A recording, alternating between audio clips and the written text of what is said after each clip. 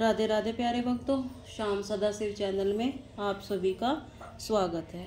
आज हम आपके लिए लेकर आए हैं नवरात्र व्रत की कथा। आइए सुनते हैं। एक बार बृहस्पति ने ब्रह्मा जी से कहा, महान, आप अत्यंत बुद्धिमान, सर्वशास्त्र और विचार वेदों को जानने वाले में श्रेष्ठ हैं। हे प्रभु, कृपा कर मेरा वचन सहिए। चैत मास अश्विन माघ में आषाढ़ मास में शुक्ल पक्ष में नवरात्र का व्रत उत्सव क्यों किया जाता है? हे भगवान, इस व्रत का फल क्या है? किस प्रकार करना उचित है? और पहले इस व्रत को किसने किया, सो विस्तार पूर्वक बतलाइए। बृहस्पति जी ने ऐसा प्रश्न सुनकर ब्रह्मा जी से कहने लगे, हे बृहस्पति, प्राणियों का हित करने की इच्छा से तुमने बहुत ही अच्छा प्रश्न किया है। जो मनुष्य मनोरथ पूर्ण करने वाली दुर्गा, महादेवी, सूर्य और नारायण का ध्यान करते हैं, वे मनुष्य धन्य हैं। नवरात्र व्रत संपूर्ण कामनाओं को पूर्ण करने वाला है। इसके करने से पुत्र चाहने वाले को पुत्र, धन चाहने वाले को धन, विद्या चाहने वाले को विद्या, सुख चाहने वाले को सुख मिलता है। इस व्रत को करने से रोगी मनुष्य का रोग दूर हो जाता है। कारागार में पड़ा हुआ मनुष्य बंधन से छूट जाता है। मनुष्य की तमाम विपत्तियां दूर हो जाती हैं और इसके घर में संपूर्ण संपत्तियां आकर उपस्थित हो जाती हैं। बध्या काक बध्या, इस व्रत को करने से पुत्र हो जाता है। ऐसा कोई भी मनोरथ नहीं जो समस्त पापों को दूर करने वाले इस व्रत को करने से प्रसिद्ध नहीं हो सकता। जो मनुष्य इस अबलम देह को पाकर भी नवरात्र का व्रत नहीं करता, वह माता पिता से हीन हो जाता है, अर्थात उसके माता पिता मर जाते हैं और वह अनेक दुखों को भोगता हुआ उसके शरीर से कुष्ठ हो जाता है और अग्रहीन हो जाता है। इससे संतानपत्ति नहीं होती। इसी प्रकार वह मूर्ख अनेक दुख भोगता है। इस व्रत को न करने वाला निर्दयी मनुष्य धन धान्य से रहित हो भूख और प्यास के मारे पृथ्वी पर घूमता है और गूंगा हो जाता है। जो सुहागिन स्त्री भूल से इस व्रत को नहीं करती, वह पति से हीन होकर नाना प्रकार के दुखों को भोगती है।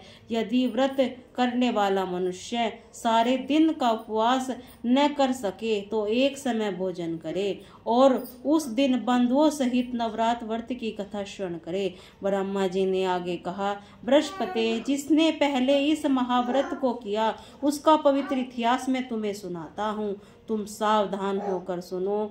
इस प्रकार ब्रह्मा के वचन सुनकर बृहस्पति बोले, हे ब्राह्मण, मनुष्यों का कल्याण करने वाली इस व्रत के इतिहास को मेरे लिए सावधान होकर सुन रहा हूँ। आपकी शरण आए हुए मुझ पर कृपा करो। ब्रह्मा जी बोले, पीठत नाम के मनोहरत नगर में एक अनाथ नाम का ब्राह्मण रहता था।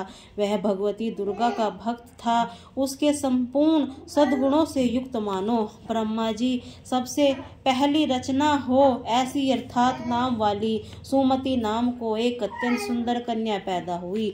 वह कन्या सुमति अपने घर पर बालकपन से अपनी सहेलियों के साथ क्रीड़ा करती हुई इसी प्रकार बढ़ने लगी जैसे शुक्ल पक्ष में चंद्रमा की कला बढ़ती है। उसका पिता प्रतिदिन दुर्गा जी की पूजा कर होम किया करता था। उस समय ये भी नियम वह उपस्थित होती थी। एक दिन वह सुमति अपनी सखियों के साथ खेलने लग गई और भगवती के पूजन में उपस्थित नहीं हुई।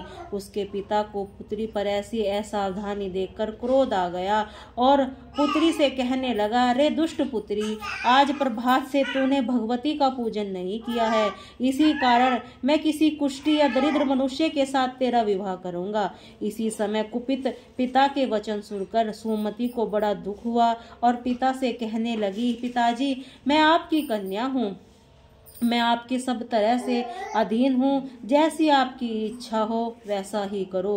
रोगी, कुष्ठी अथवा किसी के साथ जैसी तुम्हारी इच्छा हो मेरा विवाह कर सकते हो।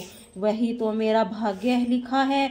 ऐसा पूर्ण विश्वास मनुष्य न जाने कितने मनोरथ का चिंतन करता होगा। वही जो भाग्य विधाता ने लिखा है जैसा करता है उसी को फल कर्म के अनुसार ही मिलता है, क्योंकि कर्म करना मनुष्य के अधीन है पर फल बलदेव के अधीन है। जैसा अग्नि में पड़े हुए तदनंतरित उसको आधिपत्य कर देते हैं, उसी तरह अपनी कन्या की ऐसी निर्भरता से कहे हुए वचन सुनकर उस ब्राह्मण को अधिक क्रोध आया। तब उसने अपनी कन्या का एक कुष्ठी के साथ विवाह कर दिया। अत्यंत क्रुद्ध होकर पुत्री कहने लगा कि जाओ जाओ, जल्दी जाओ, अपने कर्म का फल भोगो। देखो केवल भाग्य भरोसे पर रहकर क्या करती हो। इसी प्रकार से कहते हुए पिता के कटु वचन को सुनकर सुमति मन में विचार करने लगी, अहो मेरा बड़ा भाग्य है जिससे मुझे ऐसा पति मिला। इसी तरह अपने दुख का विचार करती हुए सुमति अपने पति के साथ वन चली गई और भयानक वन में कुशायुक्त उस स्थान पर उन्होंने एक रात बड़े कष्ट से व्यतीत की। उस गरीब बालिका ऐसी दशा देखकर भगवती पूर्ण पुण्य के प्रभाव से प्रकट होकर सुमति से कहने लगी, हे दीन ब्राह्मणी, तुम पर प्रसन्न हूँ, तुम चाहो वर मांग सकती हो, मैं प्रसन्न होने पर मनमांचित फल देने वाली हूँ। इसी प्रकार भगवती दुर्गा का वचन सुनकर ब्राह्मणी कहने लगी, आप कौन हैं और मुझ पर प्रसन्न हुई हैं, यह तो मेरे लिए कहो और अपनी कृपा दृष्टि से मुझ दीन दासी को कृतार्थ करो। ब्राह्मणी का ऐसा वचन सुनकर देवी कहने लगी, मैं यदि शक्ति हूँ और मैं ब्रह्मा विद्या सरस्वती हूँ, मैं प्रसन्न होने पर प्राणियों का दुख दूर उनको सुख प्रदान करती हूँ। हे ब्रह्माणी, मैं तुझ पर तेरे पूर्व जन्म से पुण्य के प्रभाव से प्रसन्न हूँ। तुम्हारे पूर्व जन्म का वृत्तांत सुनाती हूँ, ध्यान पूर्वक सुनिए। तू पूर्व जन्म में निषाद भील की स्त्री थी, अति पतिव्रता थी। एक दिन तेरे पति निषाद ने चोरी की। चोरी करने के कारण तुम दोनों ने सिपाहियों ने पकड़ लिया, ले जाकर जेल खाने में कैद कर दिया। उन लोगों ने तेरे पति को भोजन नहीं दिया।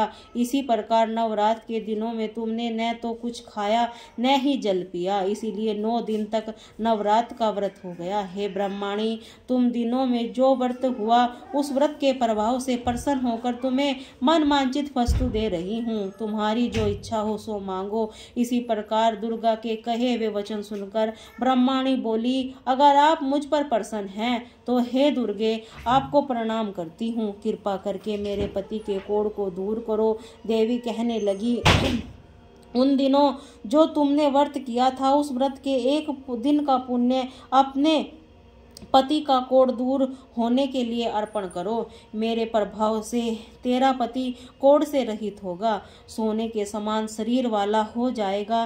ब्रह्माणी बोली। इसी प्रकार देवी का वचन सुनकर वह ब्रह्माणी प्रसन्न हुई और पति को निरोग करने की इच्छा से ठीक रहे, ऐसे बोली। तब उसके पति का शरीर भगवती दुर्गा की कृपा से कुष्ठहीन होकर अति क्रांति युक्त हो गया। उसकी क्रांति के सामने चंद्रमा की क्रांति भी क्षीण हो गई।